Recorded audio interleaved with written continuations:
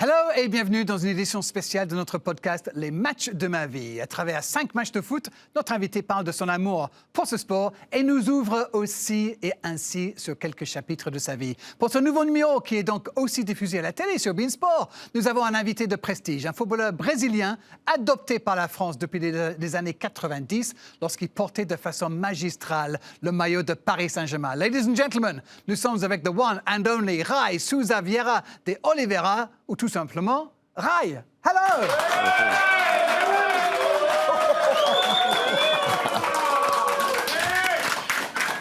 Oh là là!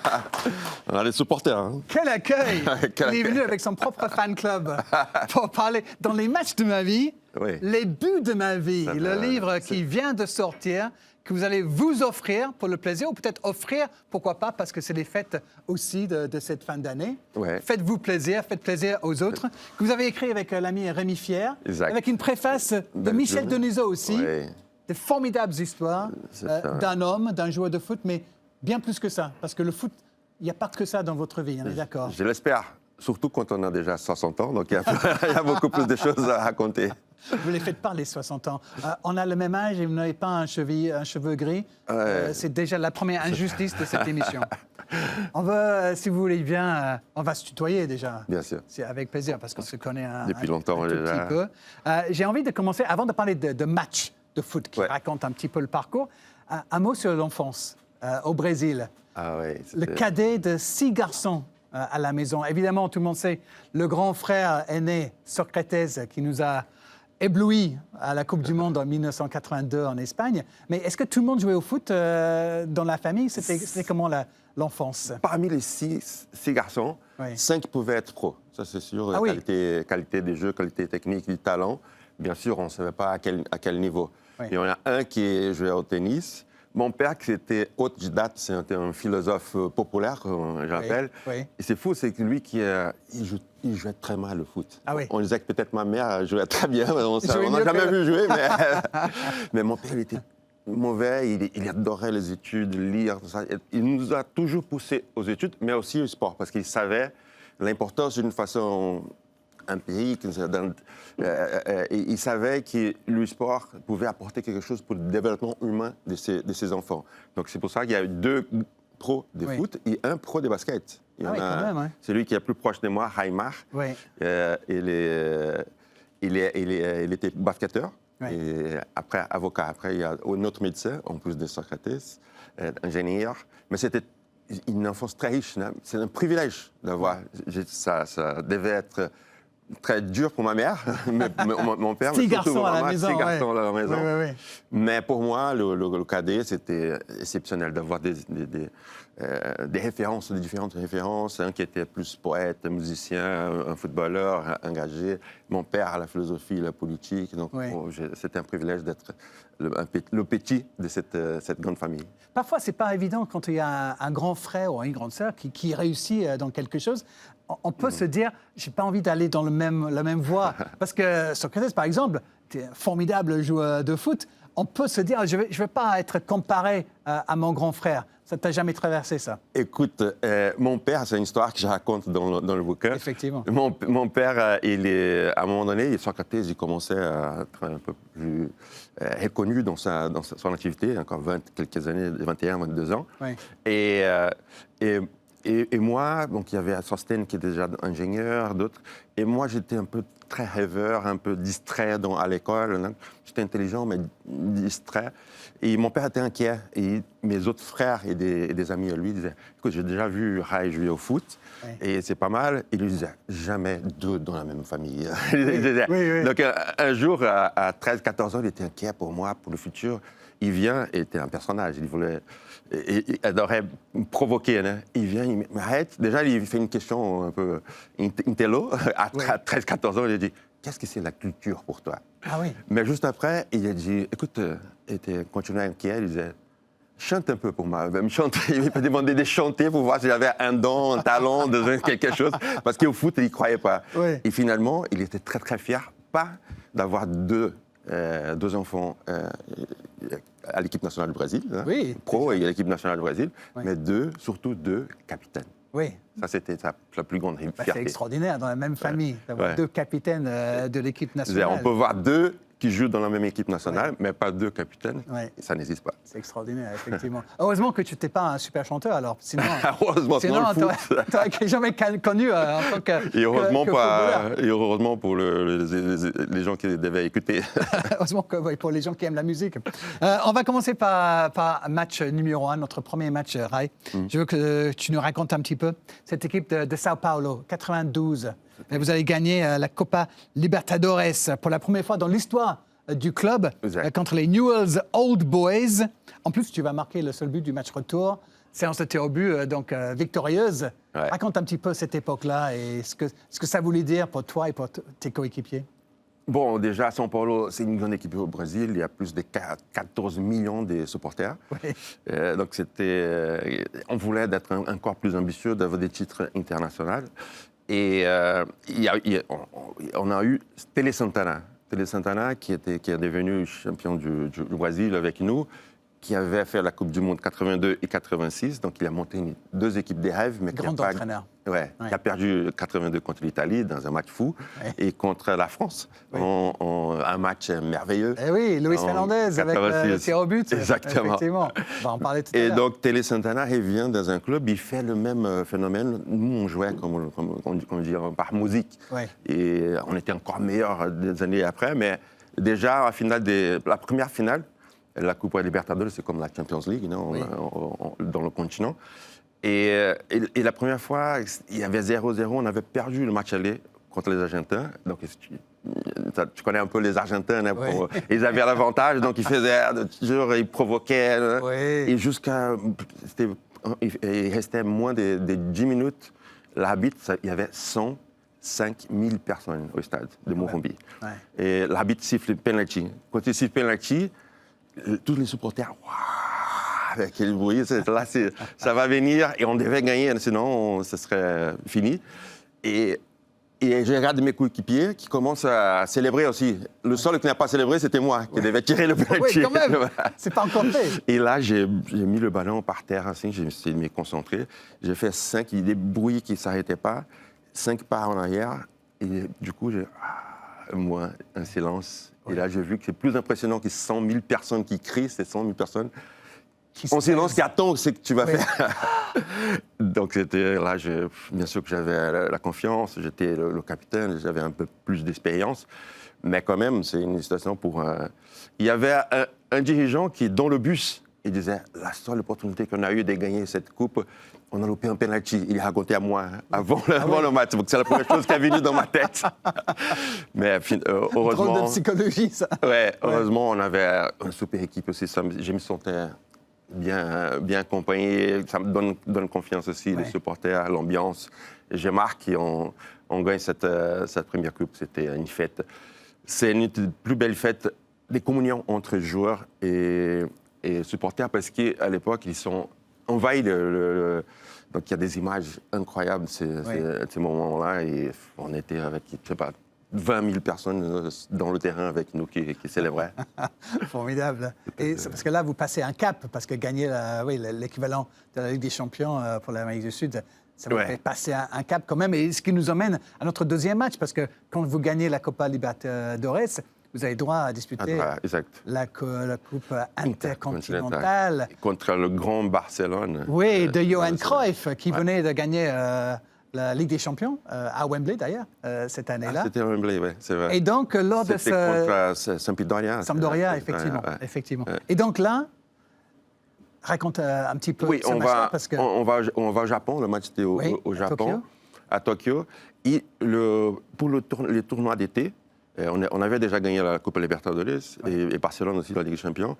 Et on a joué un contre l'autre pour un tournoi d'été en Espagne. Et eux, ils ne connaissaient pas beaucoup, mais bien sûr qu'ils respectaient parce qu'on était champion du Brésil et des Copa Libertadores. Et là, ils ont appris, on les a mis 4-0. Et là, ils sont préparés pour le match après. Il y avait Cruyff, Stoichkov, Koeman, Guardiola. C'était l'équipe que tout le monde rêvait. Oui. Et et les autres, en dehors du Brésil, on ne connaissait pas trop São Paulo. Donc on s'est bien préparé. C'est vrai qu'à cette époque-là, on ne voyait pas tous les matchs à la télévision. Ouais. Le monde a changé depuis. On peut regarder les matchs. Maintenant, on se connaissait moins. Même nous, les matchs d'Europe, on ne voyait pas comme aujourd'hui. Parfois, on découvrait des joueurs à travers des matchs comme ça, effectivement. Ouais. Il y avait des joueurs. Bon, il y avait Cafu. Oui. Cafu qui commençait. Et Cerezo, qui a joué avec mon frère, qui avait perdu le match, la finale avec Sampdoria. Oui. Et après, il vient à São Paulo pour jouer contre. Donc, on avait une super équipe. Et on était encore meilleur quand on a joué la finale de Coupe Libertadores. Donc, c'était un match des rêves qu'on fait. Mais 10-15 minutes, il marque 1-0. Et après. Stoichkov, un super but.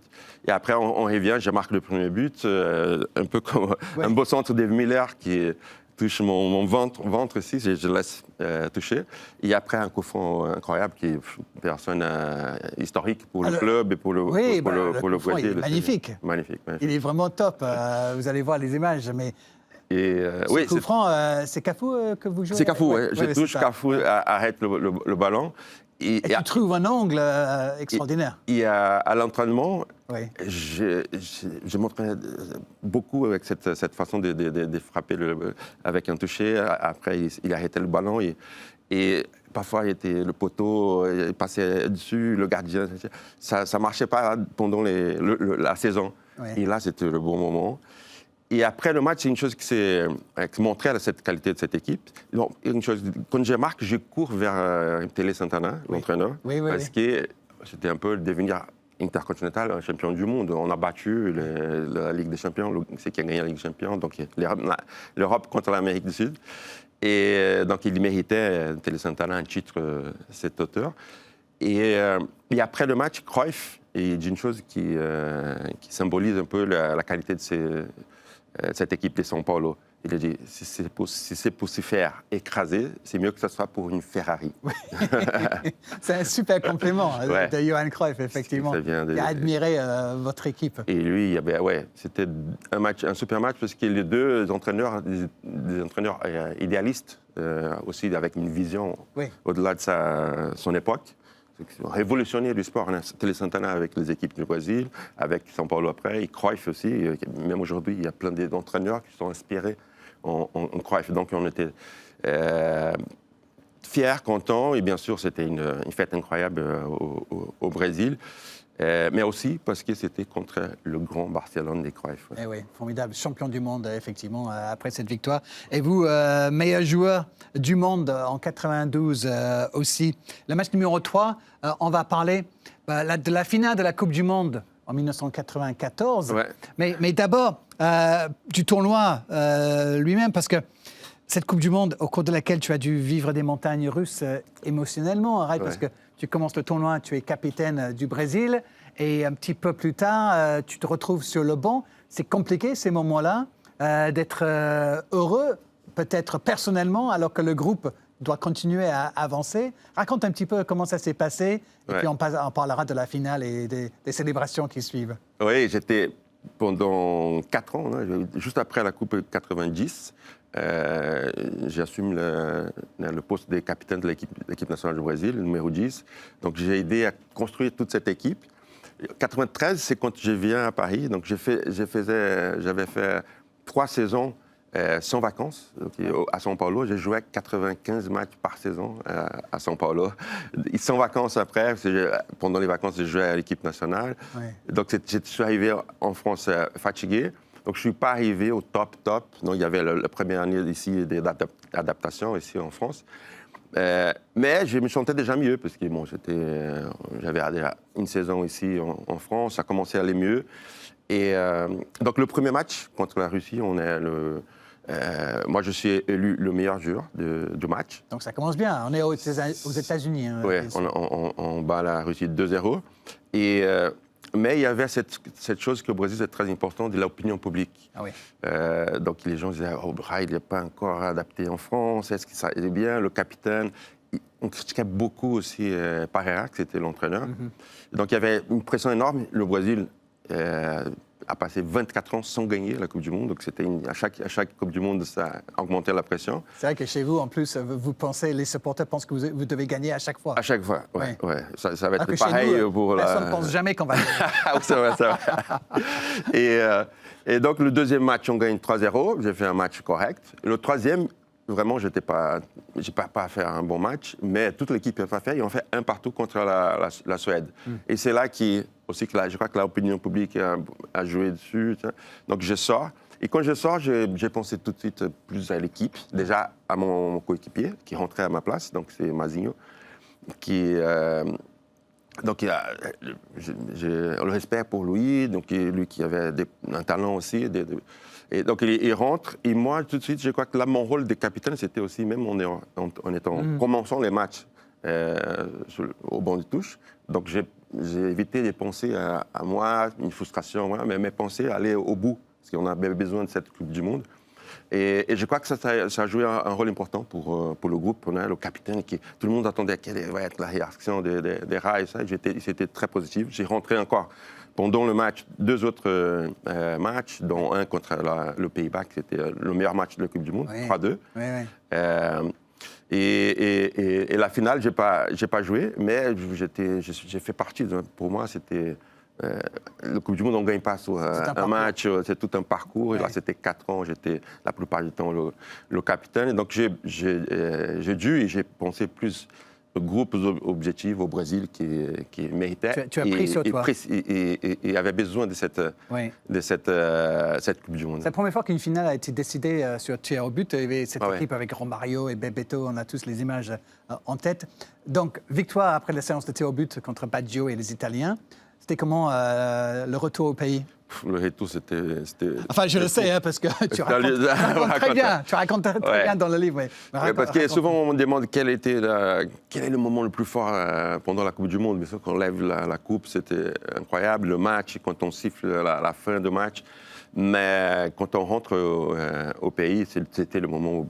Il n'y a pas de comparaison avec d'autres moments. Parce que déjà quand on rentre dans la région aérienne du Brésil, il y a deux avions de l'armée du Brésil qui viennent à côté, comme c'était des héros qui retournent d'une guerre. Ils viennent écouter, félicitations, les gars, qui parlent avec nous. Oui. Et dès qui descend un petit peu, on voit tout un pays qui est dans la rue, qui fait la fête, qui nous attend. On a commencé par une ville au nord-est du Brésil, Recife, qui c'était la première ville qui on a commencé notre réaction pendant les éliminatoires. Et après, on fait Brasilia, Rio, São Paulo, toutes les villes. C'est incroyable comme le pouvoir de foot, d'échanger l'état d'esprit d'un pays. D'unir des gens. On ne résout pas tous les problèmes, mais on met en ambiance, ils deviennent plus positifs et ça peut aider à impact aussi sur la société. Oui, effectivement.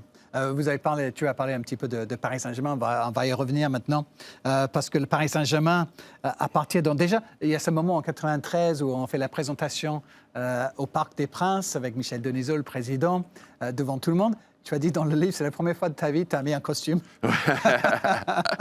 C'est vrai, c'était pas ma... Oui. Et puis tu as vu la neige pour la première fois aussi, par la suite. Première fois. Bref, il y a tellement de matchs qu'on aurait pu choisir. On va commencer peut-être par cette finale. Gagner la Coupe d'Europe des vainqueurs de Coupe, qui n'existe plus, malheureusement. Et je voulais parler de ça parce que forcément, c'est important de gagner un trophée européen. C'est le seul dans l'histoire du club avant l'été dernier. Oui, c'était le premier et le seul. Oui, avec Louis sur le banc, Daniel Bravo et plein d'autres copains dans cette équipe-là. Mais aussi avec une préparation que tu racontes bien dans le livre, assez spéciale avec Yannick Noah, qui t'a beaucoup marqué. Ça m'a beaucoup marqué. D'ailleurs, moi, j'ai 3 filles. Et Emanuela, Raissa et la troisième s'appelle Noah. C'est un peu parce que j'étais impressionné par le personnage, par l'énergie qu'il dégage, la force. Et moi, je ne connaissais pas en vrai, en personne, j'avais croisé une fois seulement. La plupart des joueurs, c'était la première fois qu'on croisait Yannick, c'était un choix de Denisot. Et lui, il y arrive. Écoute, mais avec ça brille. C'est un mec qui transmet quelque chose de très positif, un charisme incroyable.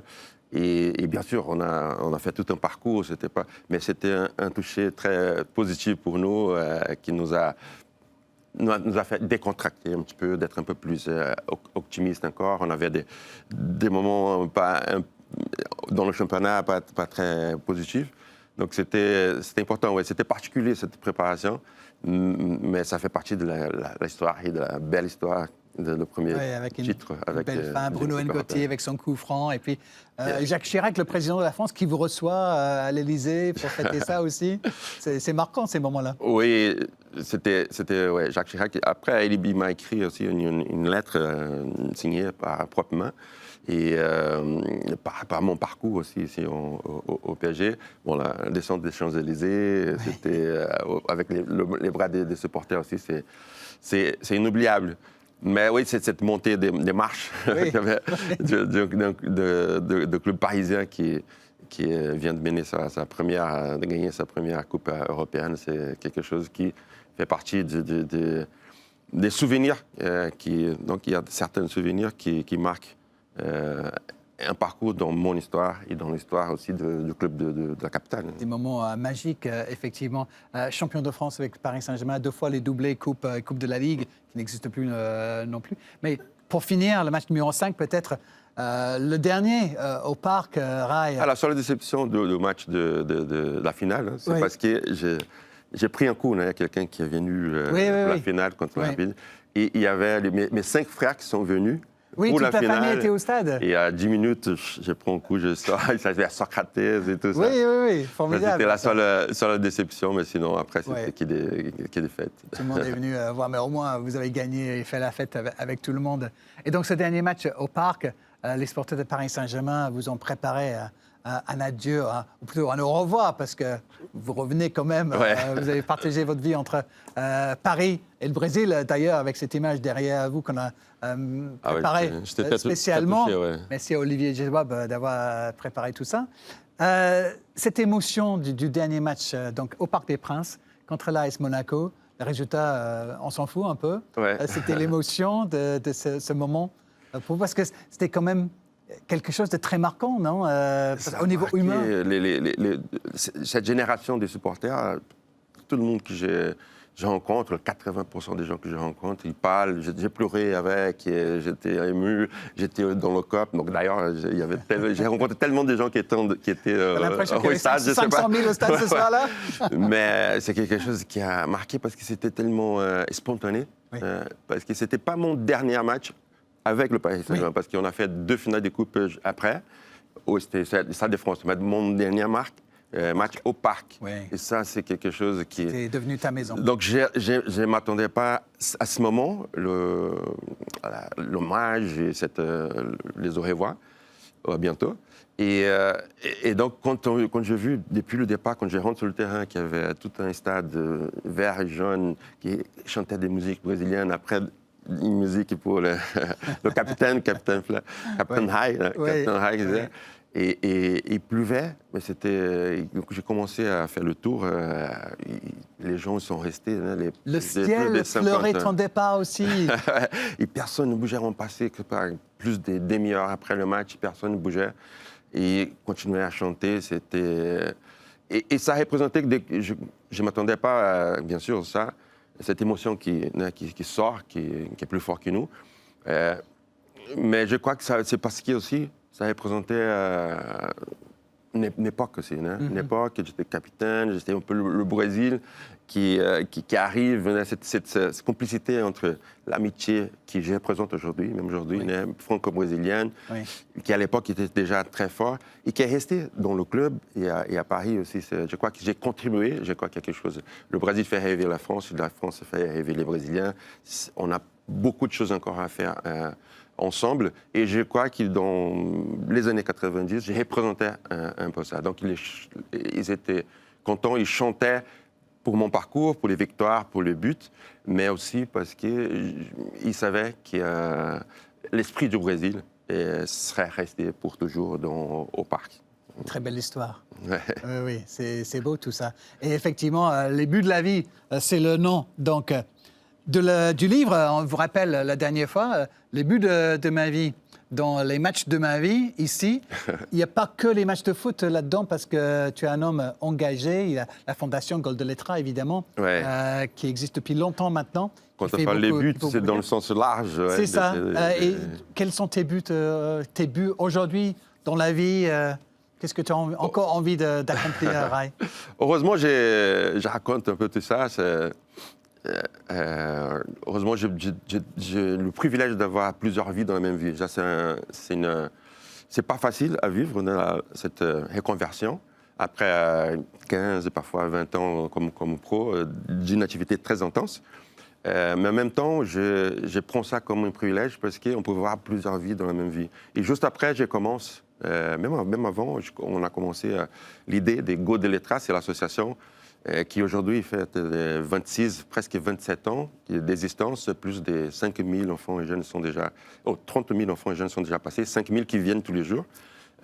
On fait aussi des sémages de notre méthodologie, donc c'est reconnu par l'UNESCO, pour l'UNICEF, on a plein de reconnaissances, donc il y a un projet qui est réussi. Et avec notre sémage, plus de centaines de milliers d'enfants, des communautés sont touchés. On contribue, c'était ça l'idée. De montrer que même dans des quartiers difficiles, pauvres, qui n'ont pas d'opportunités, si on amène des opportunités, qu'on donne la possibilité des gens de se développer, il y a une révolution qui commence locale, qui j'espère un jour ça va être pour toucher à tout le monde. Donc avec Leonardo, on a lancé ça. Et aujourd'hui, il y a plus de 100 personnes qui travaillent à Goldelletra. Et nous, on fait partie d'un mouvement pour créer un pays plus juste, qu'on est puisse être fier non seulement de notre état d'esprit, de notre chaleur humaine, mais aussi de notre société un peu plus juste. Donc ça a commencé par là. Après, j'ai ma société, bien sûr, j'ai créé une équipe aussi qui est entre la culture et le sport, c'était un peu ma vie. Donc j'ai une salle de cinéma, j'ai des choses liées à la culture, mais au sport aussi, des loges dans des stades. Et ma dernière chose que j'ai fait, j'ai commencé il y a 3 ans, c'était un master à Sciences Po ici. C'est une des raisons que je suis revenu des politiques publiques. Donc, c'est prendre cette expérience avec Goldelletra, expérience humaine et des projets d'impact sur le terrain, et de construire une politique pour toucher non seulement juste un quartier, mais toute une ville. Donc, j'ai construit ça, j'ai présenté pour mon mémoire, qui a eu des bonnes notes. Félicitations. Et j'ai dû revenir au bond pendant 2 ans, c'était pas évident. Construire un mémoire de 90 pages. Et maintenant, on est en train de choisir la ville, au nord-est de Brésil, une ville pour implanter ça. Donc, les prochaines aventures, ça continue. Et dans ce sens, c'est de contribuer pour notre société, surtout au Brésil. Plein de belles aventures à venir alors. Merci beaucoup d'avoir partagé ces moments avec nous, Rai. Merci à plaisir toi pour l'opportunité. de te revoir. Merci beaucoup d'être les buts de ma vie dans les matchs de ma vie. Et si vous aimez le podcast, vous avez presque 50 épisodes de les matchs de ma vie avec des invités aussi divers que François Hollande et Julien Cazard, Nathalie Yanetta et Luis Fernandez. Tiens, il y a du Marcel Desailly, Laure Boulot, Zach Nani, Robert Pires, Hervé Matou. Il y en a pour tout le monde. Et pour tous les goûts, profitez-en. Les matchs de ma vie, c'est sur toutes les plateformes où vous trouvez des bons podcasts. Thanks, everybody. Thank you again. Thank you. And bye-bye.